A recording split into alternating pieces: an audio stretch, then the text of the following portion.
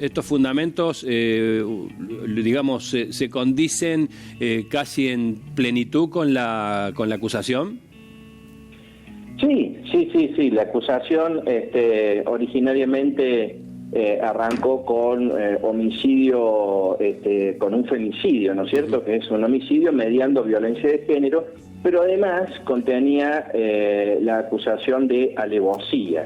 Que alevosía, para que se entienda rápidamente, es matar sin riesgos, ¿no? O sea, planificar una muerte sin correr ningún riesgo a la persona que ejecute ese hecho. Claro. Así estaba planteado de entrada, pero después, en el curso de la investigación, eso fue variándose, no lo del femicidio y no del contexto de violencia de género, porque lejos de quedar modificado, quedó ratificado, pero sí la alevosía, porque lo que se pudo probar es que tuvo como, la situación de Aguilar Soto con Catalina tuvo como dos momentos. Un momento de gran tensión, de enojo, de discusión con ella, y él la golpea muy fuertemente y la desmaya. Frente a ese escenario, y como él hasta ese momento tenía, incluso dicho por él mismo, una vida perfecta, y era buen alumno, buen compañero, buen amigo, buen hijo, buen nieto, se le venía el mundo abajo, porque de repente iba a ser señalado por todo el mundo como golpeador de mujeres, como haber golpeado no solo a una mujer X, sino a su mejor amiga. Bueno, era algo que realmente no toleró lo que se le venía, y tenía, como dice el fallo, dos opciones posibles. Una, enfrentar la situación, es decir, meter la pata, pedir auxilio de los médicos y bueno, hacerse cargo de lo que hizo. Y lo otro, que fue la peor decisión que tomó, es matar para procurar su impunidad.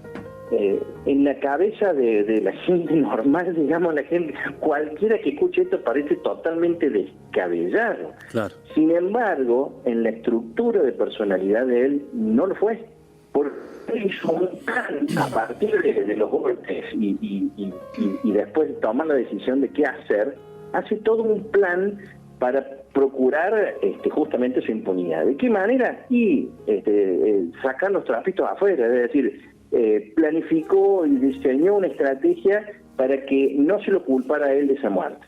Llevó el cuerpo afuera, le prendió fuego al auto, sacó las cosas, las prendas que tenía que había usado en el momento del homicidio y las tiró, las descartó, el lazo que había usado para ahorcarla a Catalina lo tiró, empezó a hacer llamados telefónicos a sus amigos diciendo de que Catalina la había clavado y por eso él se había vuelto del bowling sin esperarla. Bueno, una serie de acciones que demuestran su personalidad y su clara voluntad de querer deshacerse de esa muerte que había provocado. Fiscal, hay muchas dudas en general en la sociedad que dice por qué se termina catalogando como femicidio, o sea, cuál es el punto a partir del cual se confirma esta carátula. Correcto. Para que exista un femicidio deben darse dos circunstancias. Primero, la más fácil, un hombre tiene que matar a una mujer, pero no es solo eso, sino el segundo requisito es que debe mediar un contexto de violencia de género. Acá lo que se pudo, primero decir que la violencia de género no es solamente la que estamos más acostumbrados a ver en una relación de pareja o de expareja o de novios y exnovios, sino que puede darse en cualquier contexto. Pueden ser compañeros de trabajo, pueden ser amigos, pueden ser ni siquiera ser conocidos y haber una situación de violencia de género. En este caso, no eran pareja, eran amigos.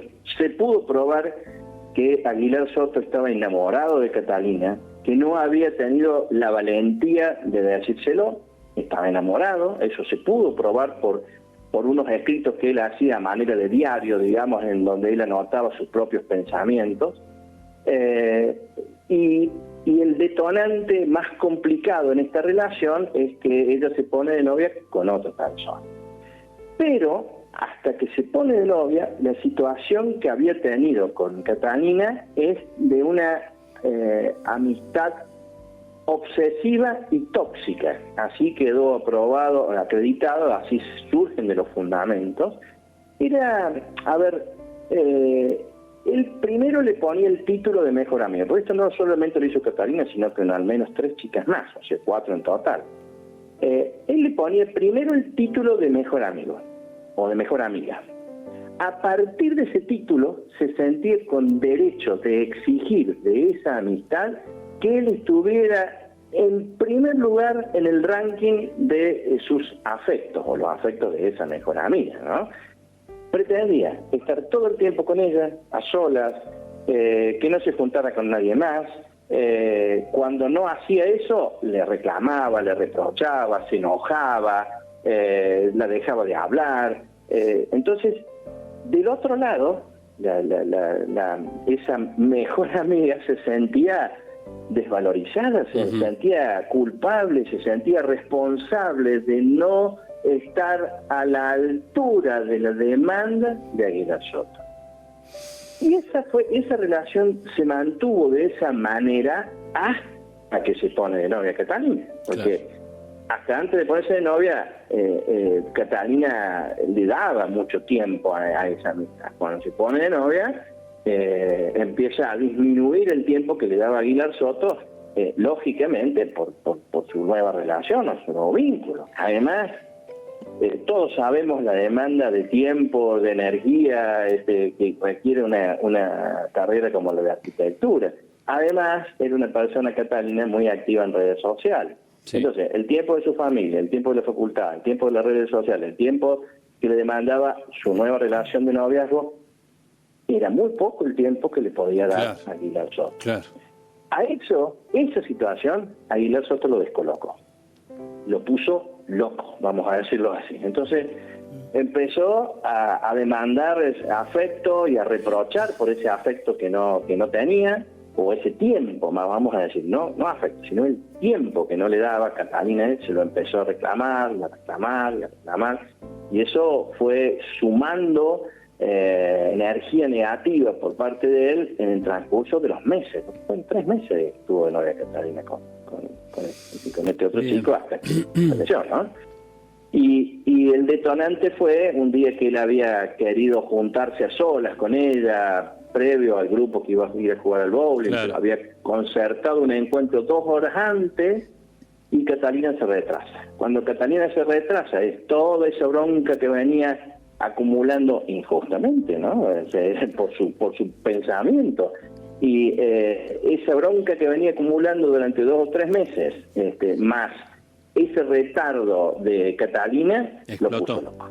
Explotó.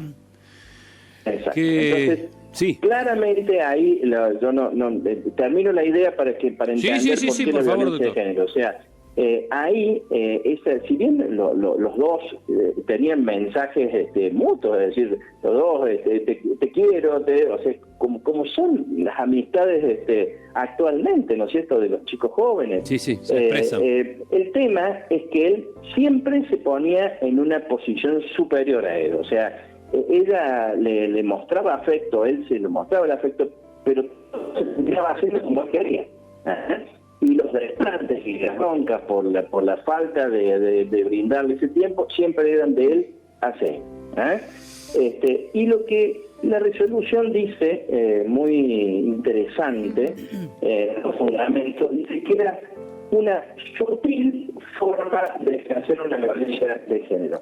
No sutil, porque la prueba era mucha, es decir, uno dice, pero ¿cómo sutil si era evidente esa forma? No era evidente, era mucha la prueba en la que se basó la resolución para sostener que hubo violencia de género.